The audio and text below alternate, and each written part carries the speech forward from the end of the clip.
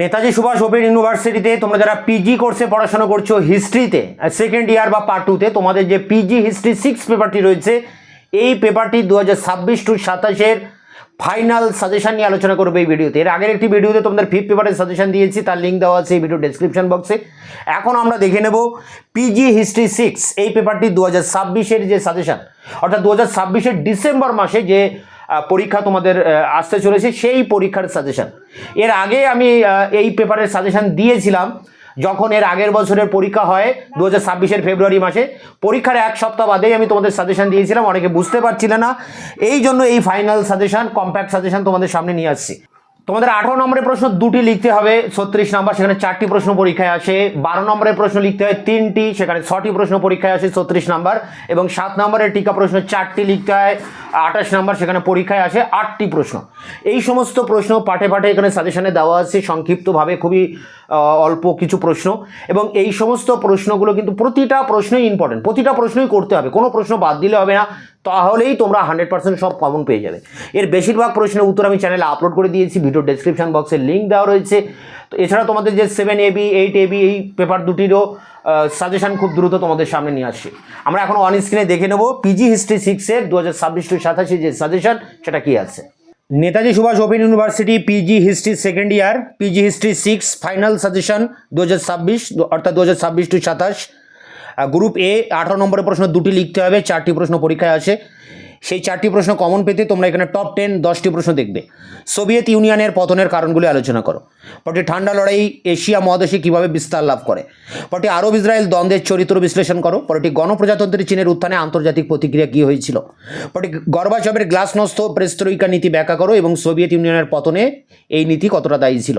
পরটি Salvador এলেন্দের পতনের পর Ricardo আগোসের শাসনকাল পর্যন্ত চিলির ইতিহাস। পরটি ভারতের পারমাণবিক নীতি ব্যাখ্যা করো। পরটি দ্বিতীয় বিশ্বযুদ্ধের পর সোভিয়েত ইউনিয়ন ও মার্কিন যুক্তরাষ্ট্রের দ্বন্দ্বের প্রকৃতি ব্যাখ্যা করো। পরটি ভারতের পূর্বে তাকাও নীতি ব্যাখ্যা করো। পরটি তৃতীয় বিশ্বের উপনিবেশিকতাবাদ বিরোধী আন্দোলন সম্পর্কে লেখো।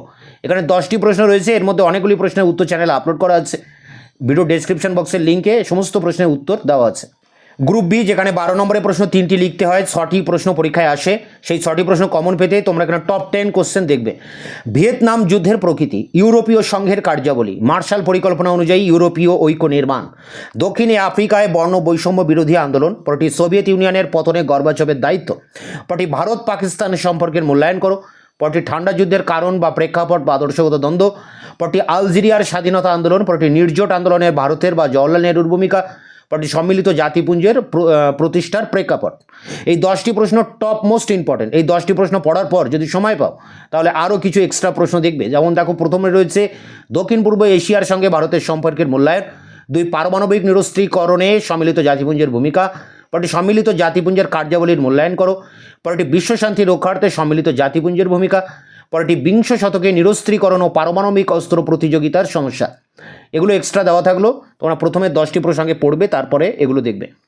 গ্রুপ সি মার্ক 7 অর্থাৎ 7 নম্বরের টিকা প্রশ্ন লিখতে হবে 4টি, 28 নম্বর, এখানে পরীক্ষায় 8টি প্রশ্ন আসবে। সেই 8টি কমন পেতে তোমরা 13টি প্রশ্ন দেখবে।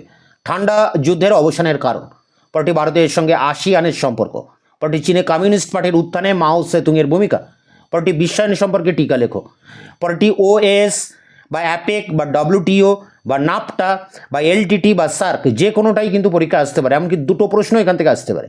সম্মিলিত জাতিপুঞ্জের নিরাপত্তা পরিষদ, পরটি 2 জার্মানির সংযুক্তিকরণ, পরটি 1966 সার্বিক পারমাণবিক পরীক্ষা নিষিদ্ধকরণ চুক্তি, পরটি 1947 সালে নিরাপত্তা পরিষদ কর্তৃক গৃহীত অস্ত্রশস্ত্র কমিশন, পরটি বিশ্ব রাজনীতিতে ঠান্ডা যুদ্ধের অবসানের প্রতিক্রিয়া, পরটি দক্ষিণ আফ্রিকার বর্ণ বৈষম্যবাদ বা বর্ণবাদ বা অ্যাপারহাইট, পরটি লাতিন আমেরিকায় মার্কিন যুক্তরাষ্ট্রের নীতি কী ছিল।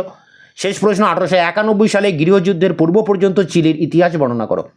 এখানে 13টি প্রশ্ন রয়েছে, তোমরা প্রথম দিক থেকে 10টি প্রশ্ন অবশ্যই দেখবে, এগুলোর মধ্যে কমন পাবে। এর অনেক প্রশ্নের উত্তর আমি চ্যানেলে আপলোড করে দিয়েছি, বাদবাকি প্রশ্নের উত্তর খুব দ্রুত তোমাদের সামনে নিয়ে আসবে। ততক্ষণে চ্যানেলকে তোমরা সাবস্ক্রাইব করে রাখবে, বন্ধুদের কাছে শেয়ার করবে।